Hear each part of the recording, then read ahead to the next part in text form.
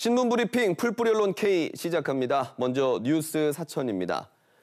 사천 고성 주민 지자체 경계 대규모 채석단지 결사 반대라는 제목인데요. 사천과 고성의 주민들이 양시군의 지리적 경계에 추진되고 있는 대규모 채석단지 사업을 중단해달라고 요구하고 있습니다. 자세한 내용은 뉴스 사천의 강무성 기자 연결해 알아보겠습니다. 강무성 기자님 반갑습니다. 네, 반갑습니다. 네, 먼저 이 사천시와 고성군 주민들이 함께 모여서 이렇게 집회를 연 이유가 있겠죠. 뭡니까? 네, 채석단지 지정을 추진하려는 쪽은 고성군에서 수십 년째 채석 생산 일을 하고 있는 업체입니다.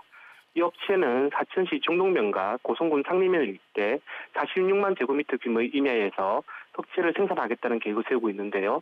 주민들은 발파, 소음과 분진으로 인한 시민생활 피해, 농업과 가축 피해 증대, 농어촌 도로 파괴와 임야 훼손, 강원시 토서 유출로 인한 하천 수질 악화 등을 이유로 반대 목소리를 높이고 있습니다.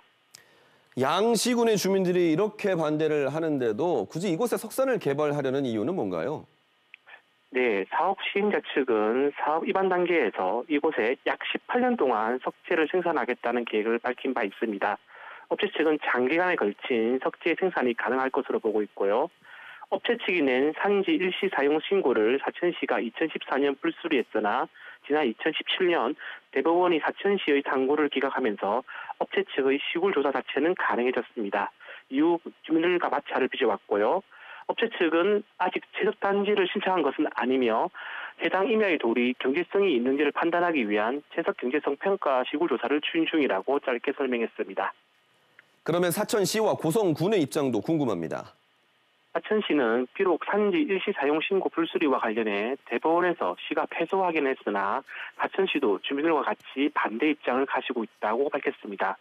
시는 업체에서 산림청에 채석단지 지정을 신청할 경우 지자체 차원의 반대 의견을 낼 예정입니다. 고성군에서도 주민 집회 현장을 방문해 주민 의견과 분위기를 청취했습니다. 강 기자님이 현장을 취재하시면서 앞으로 이 문제는 어떻게 풀어가야 한다고 보셨는지요? 사천 고성 경계지역 석산 개발은 채석 경제성 평가와 환경 영향 평가, 채석단지 지정 신청, 행정기관 협의, 산림청 심의를 거쳐야 합니다. 주민들은 생존권과 환경을 지키기 위해 끝까지 싸운다는 입장이고요. 앞으로 여러 행정 절차가 남아있는 만큼 장기간에 걸친 치열한 다툼이 예상됩니다.